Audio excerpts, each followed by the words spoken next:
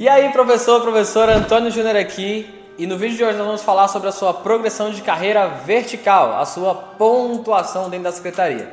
E dessa vez, como turbinar a sua pontuação, tá certo? Então vamos pro vídeo.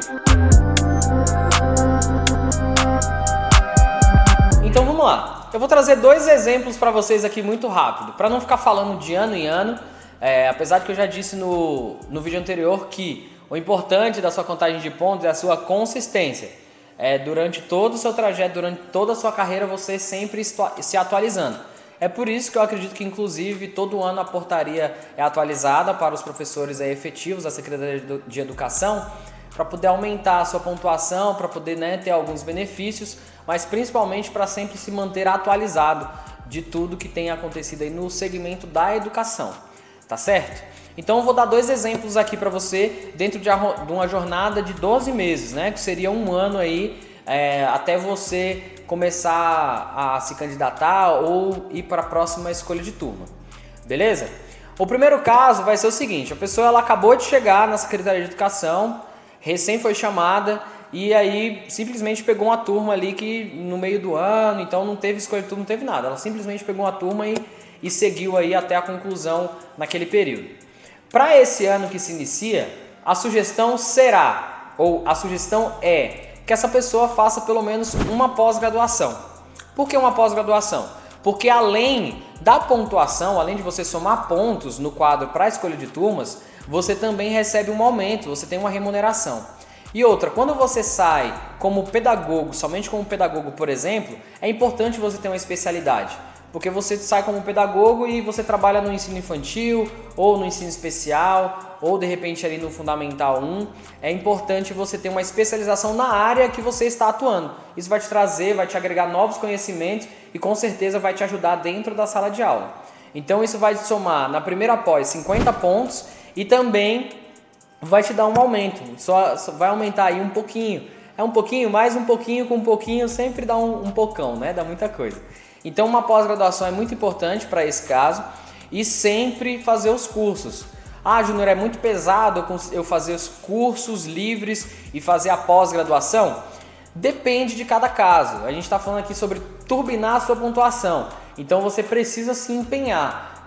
Isso não vai cair de mão beijada no seu colo, Não vai cair do céu, como se diz. Você precisa realmente correr atrás. Então vai demandar esforço. Mas você está no início da carreira, agora é a hora realmente de você dar um gás aí para, de repente, alcançar algumas pessoas, tanto no conhecimento, pelo menos na parte teórica, porque a prática ela realmente é um pouco diferente, e também na questão da sua pontuação, e vamos correr.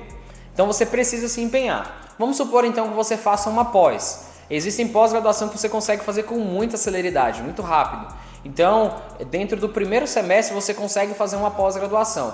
Se você se matricular também e for fazendo alguns cursos durante esse trajeto, é até importante para poder agregar novos conhecimentos para você e você fazendo aí um curso por mês, o que não é pesado, tá? A pós-graduação depende, cada caso é um caso, algumas pós-graduação pede para você estágio.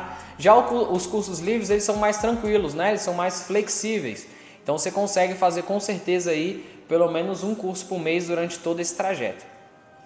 E se você fizer só uma pós-graduação e fizer, por exemplo, mais 10 cursos de 180 horas, vamos supor, você vai fazer 10 cursos entre janeiro e outubro. Você vai ter 2 meses de férias aí no final do ano.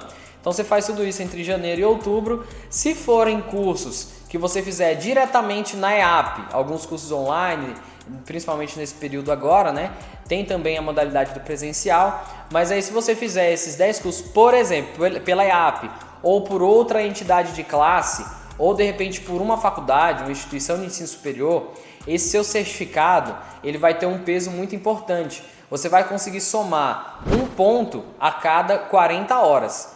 Então se você fizer a carga horária limite, que é posta na portaria, se você fizer aí 1.600 horas dentro desse ano, então assim, você nem precisaria fazer 10 cursos, você poderia fazer 9 cursos de 180 horas, que já daria 1.620 horas. Então você teria um excedente de 20 horas aí.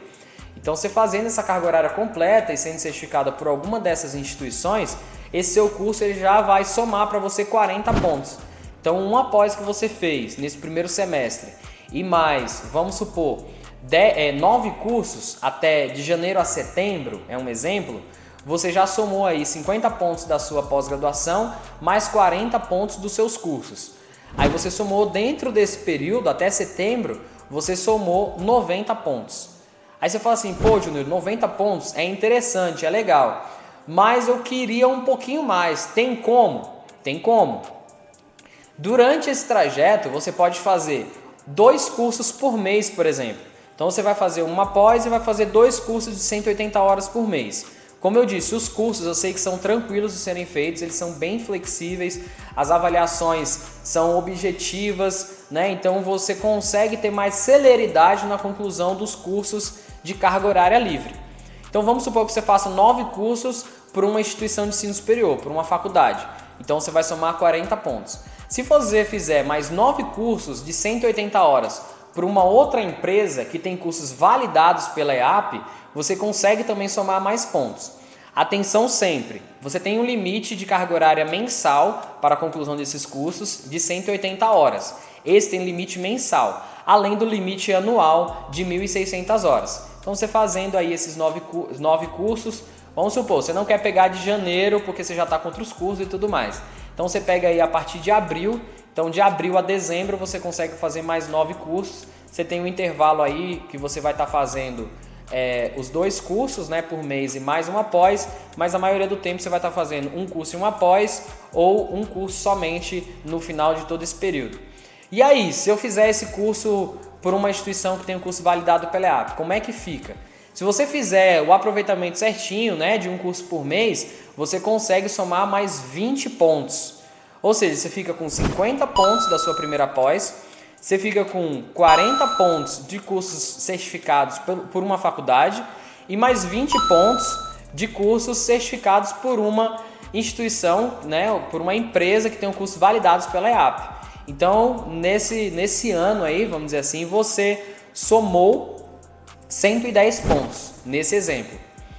Aí você fala, pô, Júnior, 110 pontos, caraca, bacana, consegui aí um bom aproveitamento, já tenho aí esse ano também que eu estou trabalhando, vou somar mais uns pontos e tudo mais, mas tem como aumentar ainda mais essa pontuação?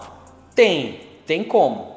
Aí tu tem que, né, como se diz, vai ter que ralar. Então você pode fazer uma pós, mais dois cursos, vamos dizer assim, todo mês você vai estar fazendo. No segundo semestre você pode fazer inscrição em uma nova pós-graduação. Então, nesse ano aí, você vai fazer uma pós no primeiro semestre e uma pós no segundo semestre.